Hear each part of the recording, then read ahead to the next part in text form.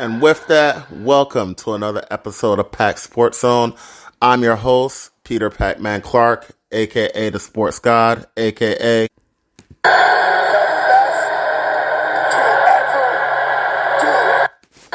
and we are here with another round of football, talking about this time. We've gone through four divisions already. We went through both of the AFC and the NFC East. We also talked to a couple people as we went through the AFC South. And we've also went through the NFC North, but now we're going to move on to the NFC South. Later on, we'll be talking a little bit with Joe Person. He covers the Carolina Panthers. But let's go right into the division. Later on, we'll get into SummerSlam predictions, as we know that's coming up tomorrow. But with that said, let's just get right into it. The team that's going to be favored in the NFC South, Tampa Bay Buccaneers. When you look at their defense, there's not much holes on it. Yes, they did lose Ndamukong Suh, but they replaced it with Akeem Hicks. He may be getting a little bit older up there. We'll see how much he has left, but he's still a solid player. They went and drafted Logan Hall in the second round. I think he'll eventually be the replacement for William Golson. So they're pretty good on the line, and over the past couple of years, they've really reformed their linebacking group. They drafted Joe Tryon 2 years ago. They obviously have Shaq Barrett there. You got Devin White and Levante David right in the middle, those two studs there. So you really are set there for the linebacking group. And then when you get to the secondary, you got Carlton Davis and Jamel Dean at cornerback, even with Sean Murphy Button as the nickelback. And then you got Mike Edwards and Antoine Winfield as the safety. So you really don't have much in terms of nitpicking, really, is all that you can do with this team, because they're really set at every position. You just got to hope that nobody gets hurt. You don't have that much depth. They did went out and get Keanu Neal from Dallas, who formerly was with Atlanta. So they do have him as a backup safety / linebacker.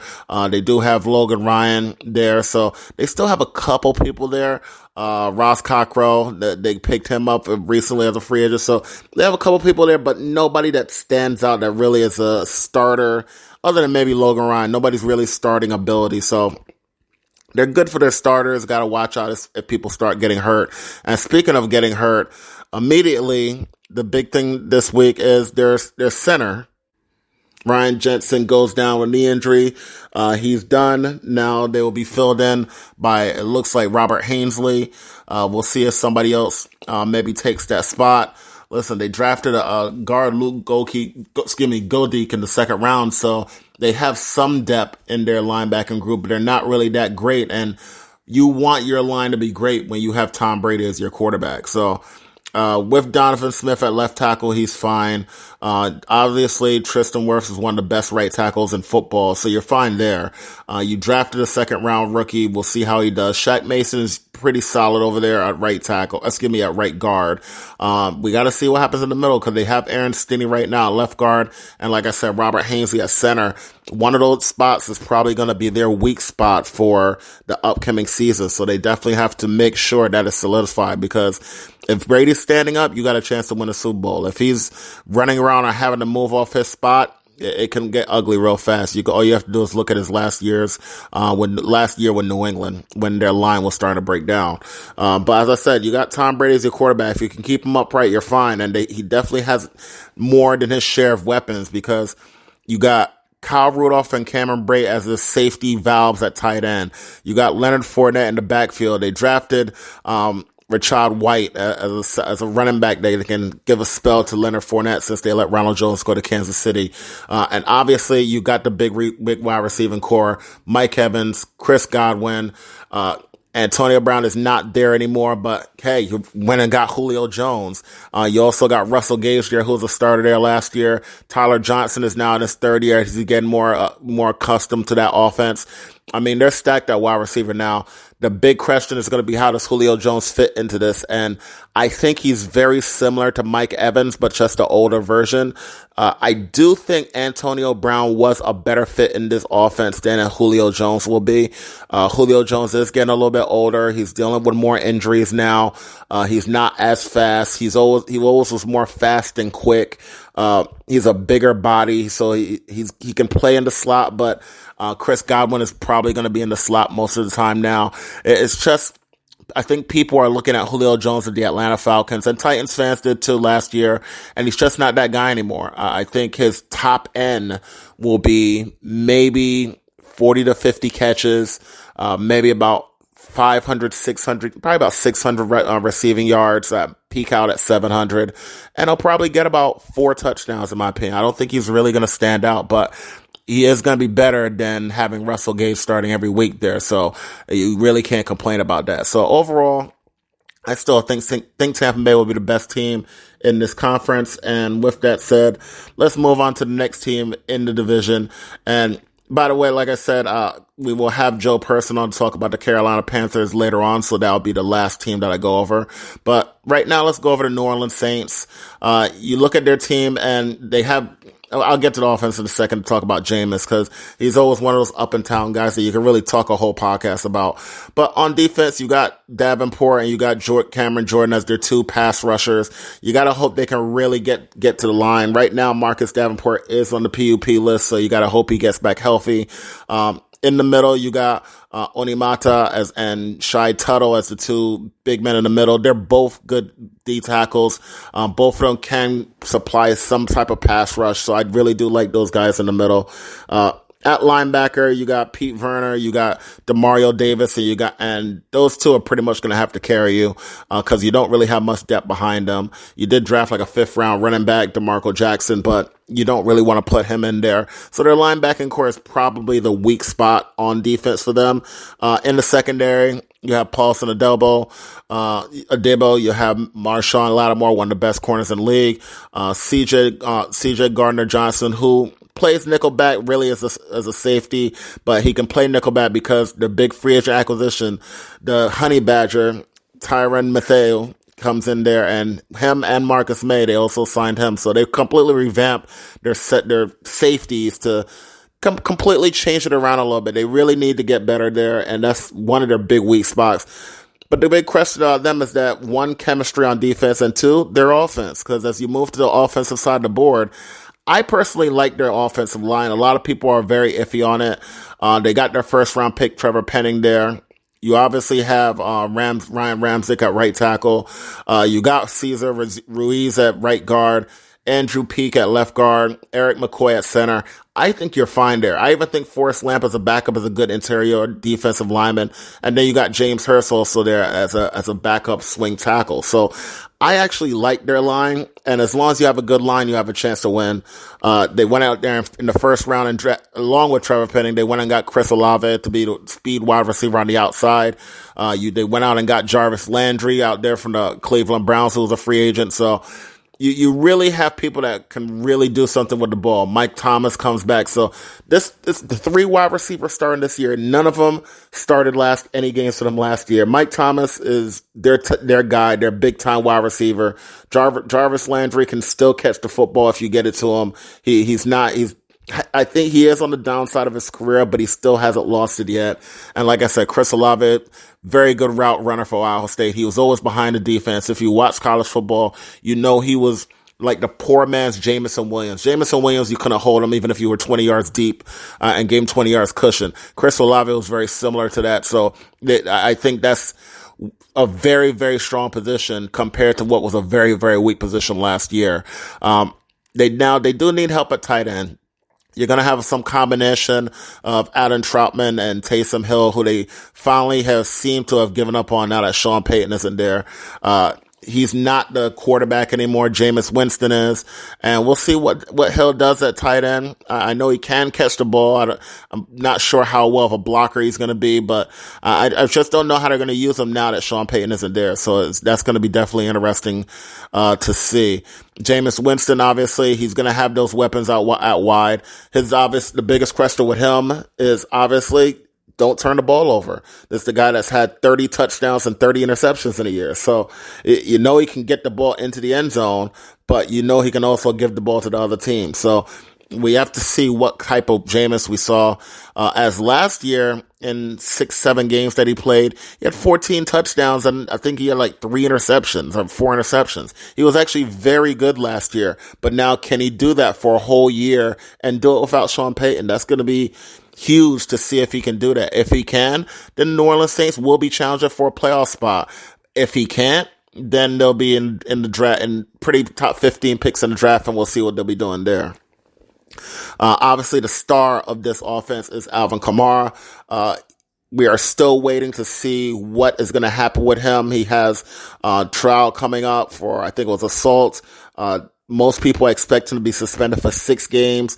If he is suspended for 6 games, Mark Ingram will be the starter, and that's not a good thing. Mark Ingram, you saw last year when he was a starter when Kamara wasn't available and he was not good.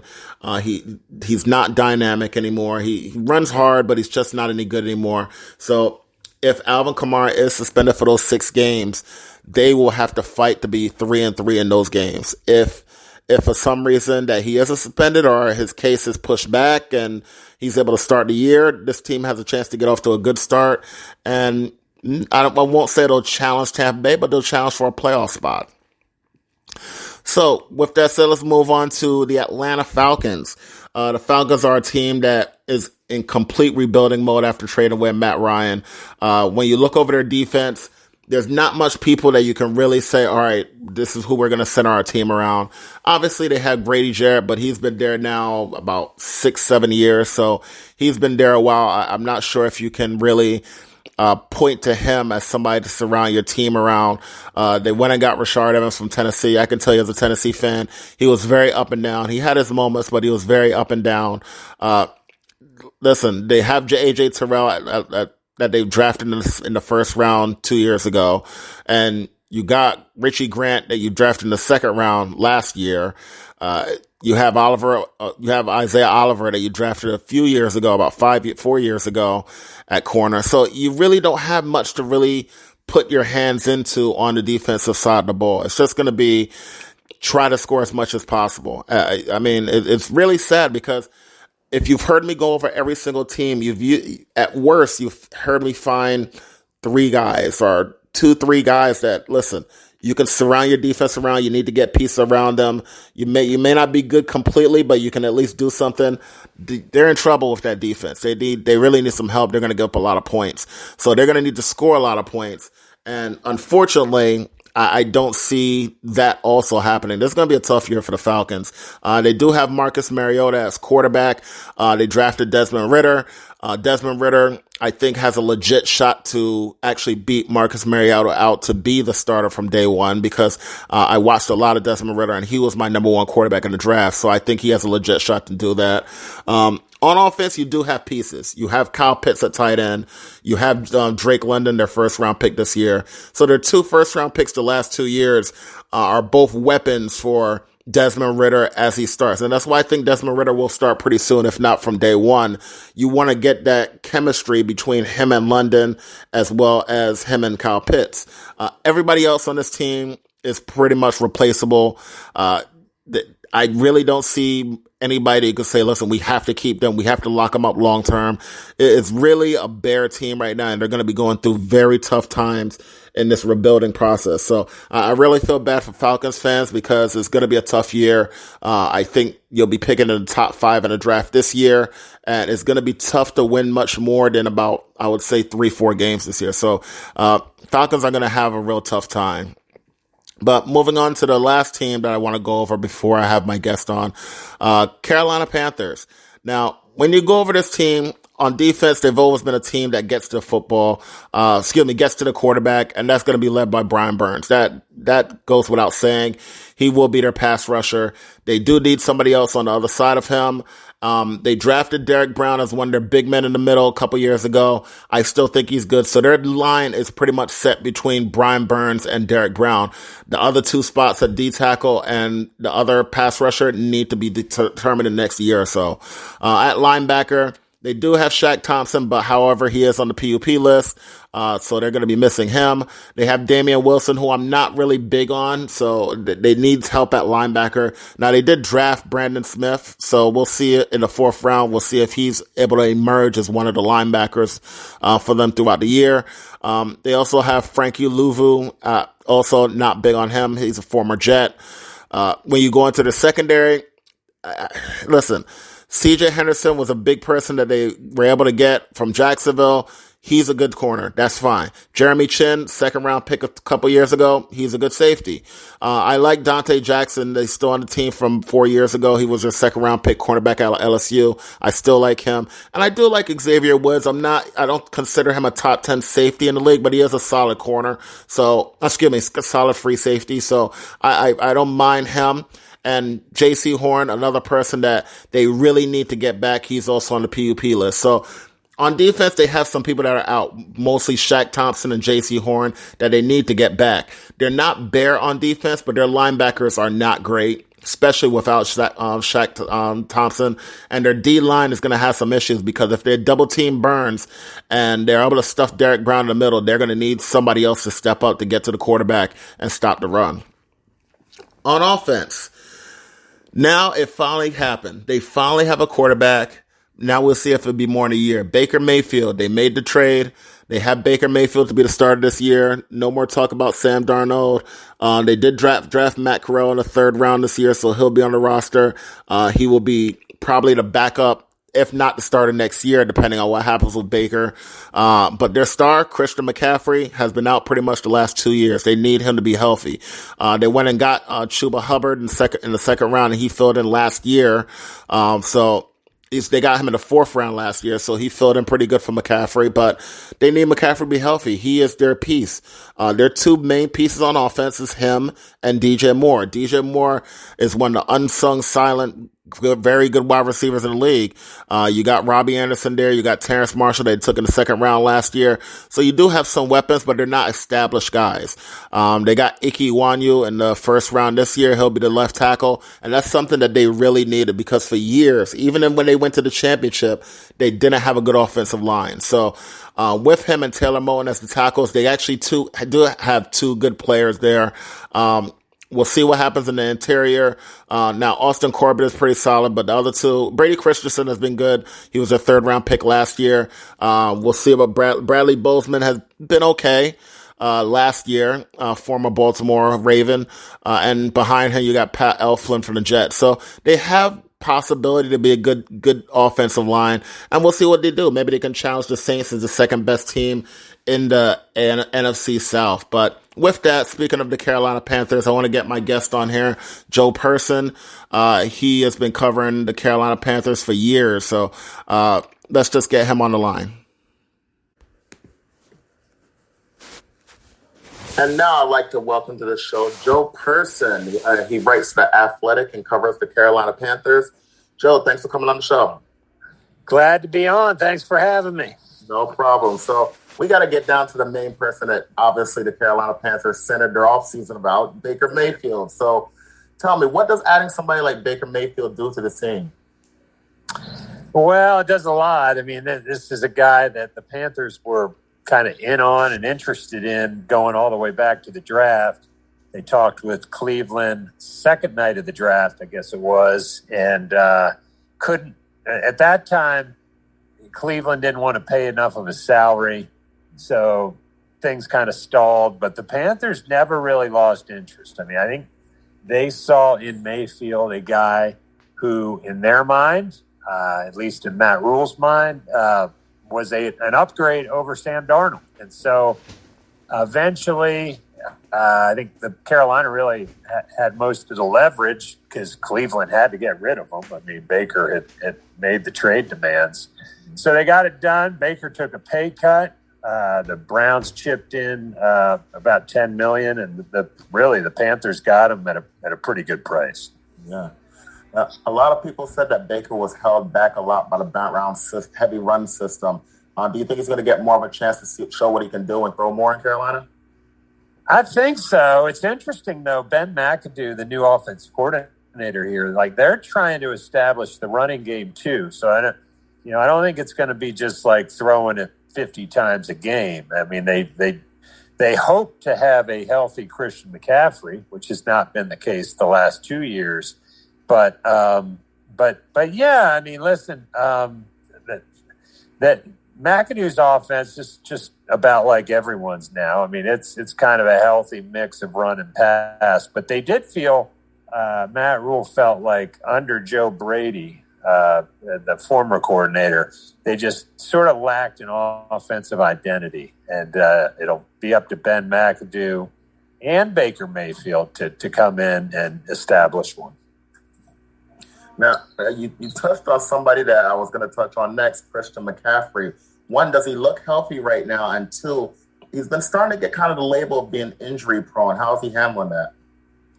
I mean, he looks great. I mean, the thing about him is he always kind of looks like all rocked up and just, a dude that spends plenty of time at the gym. Interestingly, McCaffrey reached out to Marshall Faulk for some advice on how to stay healthy, because Faulk's a guy who, very much like McCaffrey, dual threat guy, caught a lot of passes, ran the ball, but and really some of Faulk's best years were years 6 through 8. Well, McCaffrey's entering year 6 right now. Anyway, I say all that as a way of saying I ran into I caught up with Faulk this summer, and he said one of the things he told McCaffrey was,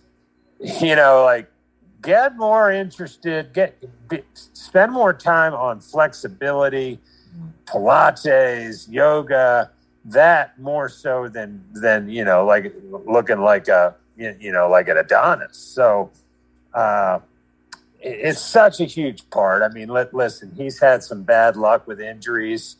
You could tell even at the first day of training camp today, he was getting tired of the questions about his routine and about his preparation and his health.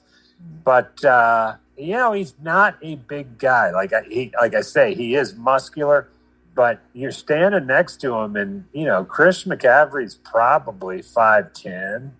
I don't know what they list him at. I'm sure it's taller than that, but they need him to be healthy or this year's going to be a struggle. Yeah, and I've heard a lot of people talk about doing Pilates and yoga when they've had issues like that. So hopefully he can get healthy, because he's one of the most exciting players to watch when he's on the field. I watched him a lot at Stanford, and he was unbelievable to watch. But one of the guys that's going to be blocking for him is his new left tackle, Aquano. Does he look like the real left tackle?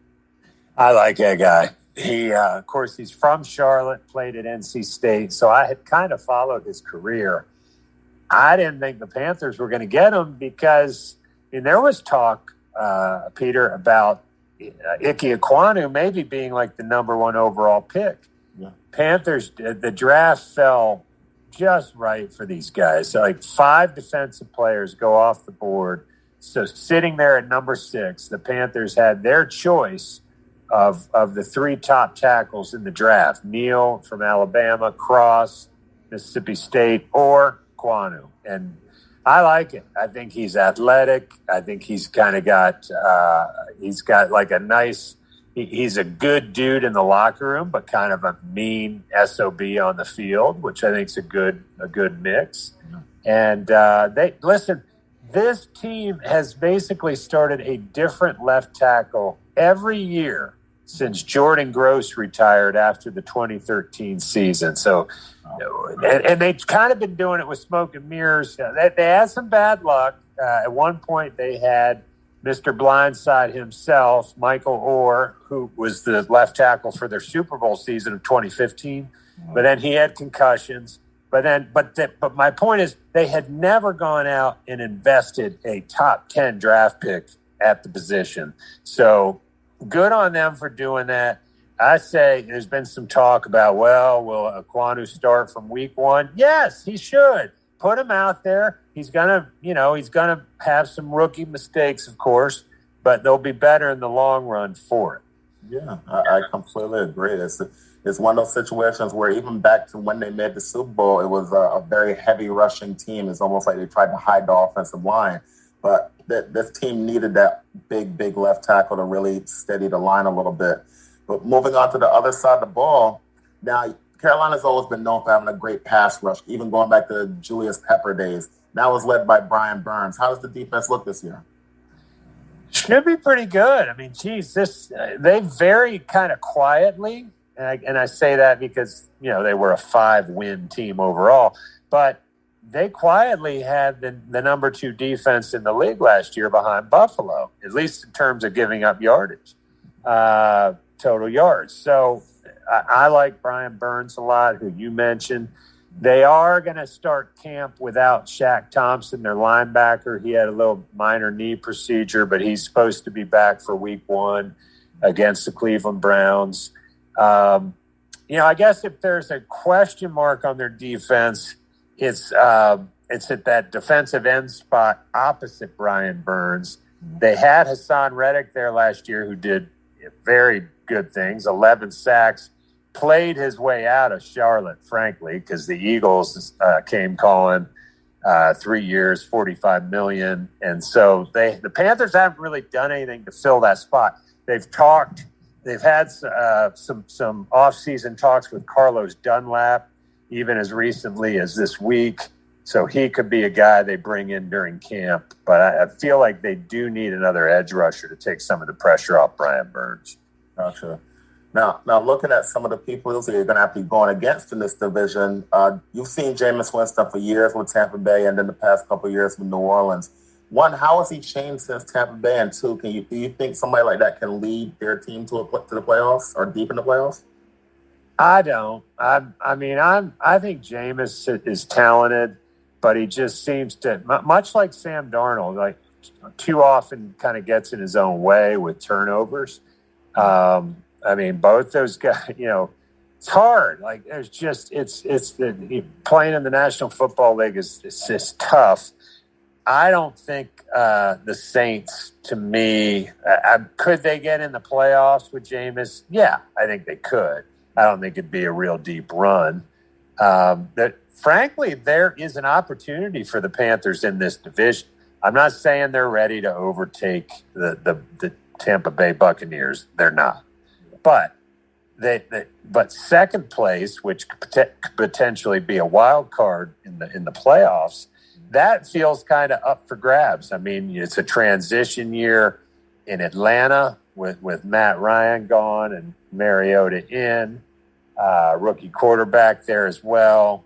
I mean, the Falcons' defense is okay, but I think the Falcons are going to struggle this year. And then we talked about the Saints. I don't think the Saints are going to be bad, but I also, again, I think it's a drop off from those Drew Brees teams for all those years. So, yeah, I think the Panthers. I think that's one of the reasons they went out and got Baker Mayfield. They felt like, that he could mean the difference in a couple or few wins this year, which could be the difference between making the playoffs or sitting at home and Matt Rule potentially getting fired. Yeah. And speaking of one of the teams you mentioned, Atlanta, what do you think of their offseason? I mean, with trading, obviously, their franchise guy in Matt Ryan and drafting Desmond Ridder, they're going to lose Calvin Ridley for the year. Do you think this is really going to be a struggle year for them? I do. Yeah, I really do. I mean, it was a crazy offseason across the league for franchise quarterbacks. And we had seeing Russell Wilson jump to Denver, and Carson Wentz leaves and goes to Washington. Then Matt Ryan replaces him in Indy. I mean, it was just a crazy. Deshaun Watson, the Panthers were in on him. Like the offseason started, and I was covering the Deshaun Watson sweepstakes like 24/7. And you remember the Panthers were one of the 4 finalists. And in fact, it was 3 NFC South teams and Cleveland. And the NFC South went 0 for 3. And that's kind of why we're having this conversation right now about, that these 3 franchises, and I'm talking about all the 3 chasing Tampa Bay, they all still are kind of, I'm not going to say disarray, but certainly in transition at the quarterback position. I don't think any of them has their franchise quarterback, but they're, sort of trying to make it stick. And a couple did draft young quarterbacks. You mentioned Desmond Ridder. Obviously, the Panthers drafted Matt Corral. So, it's not like they just sat on their hands and said, "Oh, well, we'll get Mayfield," or Atlanta got Marcus Mariota. No, they went and did their homework in the draft and got some developmental type quarterbacks, on the second day of the draft. Yeah. You mentioned Watson and how you guys were close again. I actually thought Carolina was going to get Deshaun Watson, and I was wrong on that. But what do you think was the breakdown there? Do you think it was because of the contract he got from the Browns, or do you think the Carolina just didn't give up as much draft capital as the Browns did? I think it was a little bit of everything. I don't know that Deshaun, I don't know that Carolina was his top choice ever. I know a lot of us made a big deal over the fact that, of course, he played at Clemson in the Carolinas, not far from Charlotte. But I don't think that was a big draw for him. I mean, I think all of us agree that his top choice would have been Miami if the Dolphins had gotten in on the sweepstakes. But I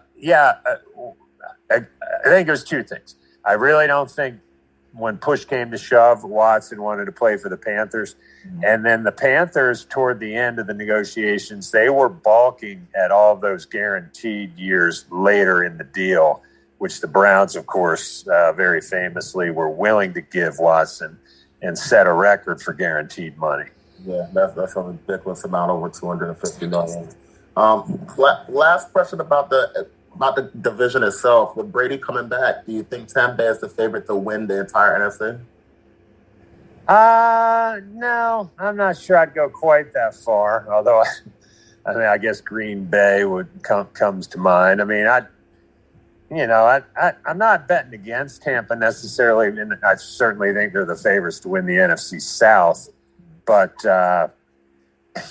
one of these years, I swear I've said it for a couple years now, but one of these years, Tom Brady has to slow down, and I mean it. I mean, it's remarkable what he's done. No one will ever. I don't think we'll ever see someone that's played at his level for as long as he has. But the end comes for all of us, every athlete, and you just wonder. I mean, if this will be the year. You talk about a division and a team that would be in transition, that would certainly qualify. But yeah, I like the Bucs. I mean, they're the team to beat in the NFC South. Are they the team to beat in the whole conference? Maybe. I don't know. I'm sitting here, trying to think who I'd pick ahead of them. The only team that jumped immediately to mind was Green Bay. I'm sure I'm forgetting some. The defending champion Rams might have something to say about it too. Yeah, they definitely would. I think the reason why people are not picking Green Bay as much this year is just because of Devontae. He was such a big, important part of that team. Do you think Rodgers can still bring that team to a Super Bowl or get them to the Super Bowl without him? Be interesting to see. I'm a big Aaron Rodgers fan. I like the way he plays the game. He's, like all these guys. There's a handful of them in the league. And if you got one of them, if you've got a Josh Allen, if you've got a Russell Wilson, a Patrick Mahomes, Aaron Rodgers, you feel pretty good about it. But and if you don't, you're trying to, it's like the Panthers. They're on like their third quarterback at least in 3 years under Matt Rule, and he gets a little defensive when you start asking about it. He's like, that's what every team's doing. Like, if you don't have one of those guys, you're trying to find them. Yes. And so they took a shot with Bridgewater, didn't work. Took a shot with Sam Darnold, nope. And now, obviously now Baker Mayfield with Cam sprinkled in there, a Cam cameo last year, due to injury to Darnold. But,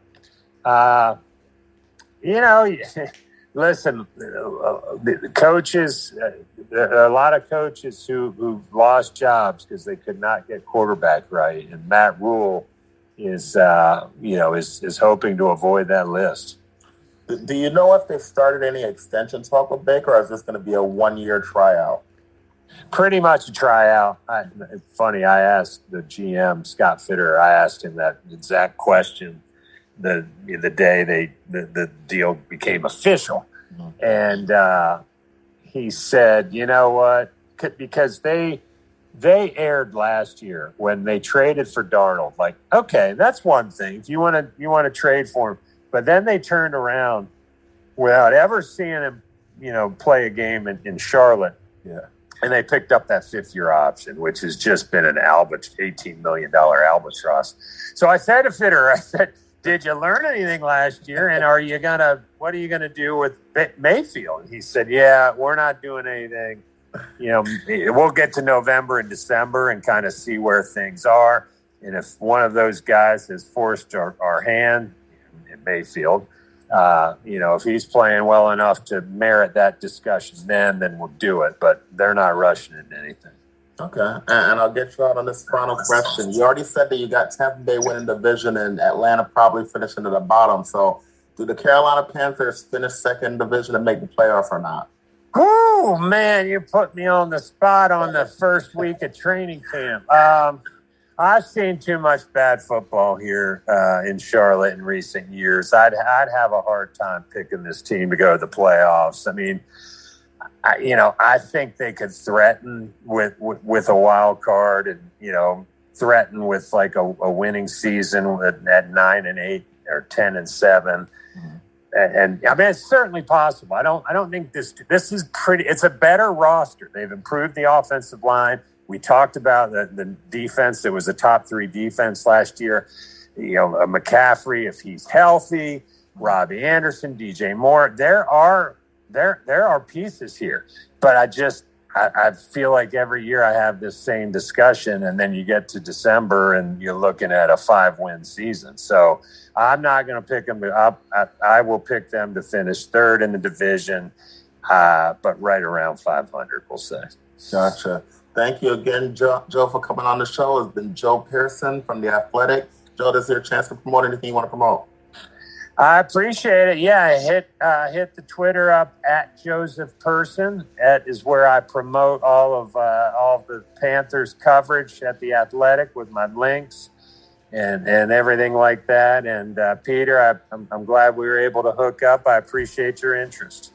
Oh, it's no problem. Hopefully you come back on during the season. We get some more talk during the season and talk football. All right, buddy. All right. Thank you, Joe. And with that said, once again, thank you to Joe Person for coming on the air from The Athletic. You can always go to him for any type of Carolina Panthers talk. But moving on to something that I know a lot of you guys are interested in, SummerSlam coming on tomorrow. We got about 5-6 minutes to go on the show. Let's just go over the card, see what we can see if there's anything that's specific. Obviously, the first match that they have on the list, Logan Paul versus The Miz. I don't know how they're going to work Logan Paul in this yet. Are they going to bring him in as an actual wrestler that's been training, which means if he's actually going to be a long-term wrestler here, he will take the loss. Miz, the experienced guy, it'll be with some type of help from Ciampa, and Miz will get the victory. And that's what I expect. If they want to treat Logan Paul like the celebrity wrestler or similar to Ronda Rousey, who they rarely have lose, then Logan Paul I could see winning, and then they try to use his face to get more viewers on the screens and everything like that for ratings. But I think Logan Paul may be actually signing on to be an actual wrestler, which if he is, then I would say the Miz is going to win with some help with Ciampa. Moving on to the next match, Liv Morgan, the WWE SmackDown champion versus Ronda Rousey.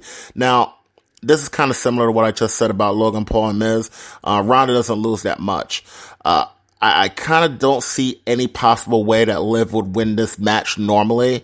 However, I'm going to say she wins the match because I think there'll be some type of outside interference, whether this is the time that Bayley returns, whether this is the time that Charlotte returns. I think this is the time that I just there's no reason I could see Liv Morgan beating her one-on-one. And if you look at Ronda's matches, I think maybe twice she's ever lost one-on-one since she signed with WWE a couple years ago. So she doesn't lose one-on-one that much, because they want her to have that invincibility to her.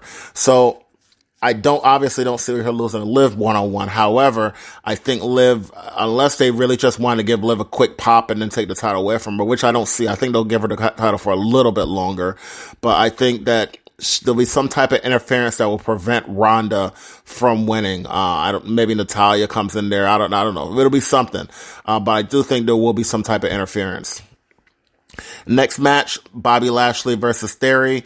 I don't think that they're going to go the Theory has every single belt in WWE route, so I do think Bobby Lashley will hold on to the title. And I personally don't think that Theory is going to be cashing in the Money in the Bank, but we'll get to that a little bit later. Pat McAfee has everybody on the fence. Everybody's on his side. Everybody loves him. Going against Happy Corbin, and everybody hates him. I mean, this is pretty much a match that could be on Raw. It's not really a big time match, but I think because of the football fans and all the people that know Pat McAfee outside of WWE, it brings viewers into the fold for WWE. So I think McAfee will win. I don't think there's really much to it. We saw when he went against Theory in WrestleMania. It was actually a solid match. He wrestled pretty good. But I think it'll continue to be like that. We saw him also versus Adam Cole. So this isn't the first time that we've seen him in the ring. This will be now the third time. So I think it'll be actually pretty good. I think he will win the match. Moving on to the Mysterios versus Judgment Day. This one could pretty much go either way. To me, I don't really care about it that much. If the Mysterios win, it just happens. If Judgment Day wins, still doesn't really do anything for me. Neither one moves the needle unless something happens during the match, like Judgment Day gets a new member or something like that. If they can find a way to take Dominic Mysterio into the Judgment Day or something like that. Other than that, I don't really see this match really meaning anything to me. This match could just be on Raw, and even if it was on Raw for free, I don't even know if I'll pay attention to it. It's just not that big of a deal. The only way I can see this match actually having some hype to it is having Edge return. If Edge returns during this match, and hopefully he does, then we got something going, because right now that match really has no buzz to it. I'm going to leave what I consider the top match for the second to last match. 3 matches remaining. So I'm going to say Bianca Belair versus Becky Lynch. I think Bianca will hold on to the title. I think it'll be because of some type of interference, because I don't think the Becky Lynch and Asuka thing is done yet. I still think they have to go through a little bit more of back and forth. So I don't see that being the competitor. Like I said earlier, there's 2 returns that we're waiting for the women's, and that's Bayley and that's Charlotte. I'm not even going to bring Sasha into it right now, because it doesn't look like she's coming back. If she does, then that'll be a huge pop, but I don't think she is. So it's pretty much Becky. Of the 4 horsemen, it's Becky, Charlotte, and Bayley, and only one of them is here. So hopefully one comes back and go for the SmackDown Championship. Hopefully one comes back and goes for the Raw Championship. But I think Bianca Belair holds on to this. Main event, Roman Reigns versus Brock Lesnar. I don't think Roman will hold his title for 3 years, like I said now. With Triple H now running it, I think after WrestleMania, when Roman faces against The Rock, and Roman wins that match, then I think somebody either at that time, maybe Theory will cash in, or maybe somebody else, maybe Braun Breaker will be up and he'll go against him. But I think Roman will hold the belt for a while, hold it through WrestleMania, and then lose it. Now, the match before that I kind of skipped, that I think will be the best match of the night, will be the Usos versus Street Profits. I think it can go either way. I wouldn't be surprised who won this match. Previously, I would have said that this is a type of match, because Roman's going to hold the title, the Usos are going to hold the title. I no longer think that anymore. I think that with Triple H now at the helm, I think he's a big Street Profits guy. I think this could be the match where they hand over the titles to the Street Profits and they become normal wrestlers now. They're not just the part of the bloodline that never loses. So, but if they win, I will have no problem with it, because I think they're the best tag team in the world. So, Usos and Street Profits, that's the match that I think will be the best match of the night. I think that'll be the match you can't miss. And I think that when it's all said and done, I think the Street Profits will be leaving with the titles. And Roman Reigns will be leaving with his title, but he will not be happy at his cousins, Jimmy and Jey Uso. That said, that ends the show of Pack Sports Zone. I'm your host, Peter Pac-Man Clark. Catch you next week.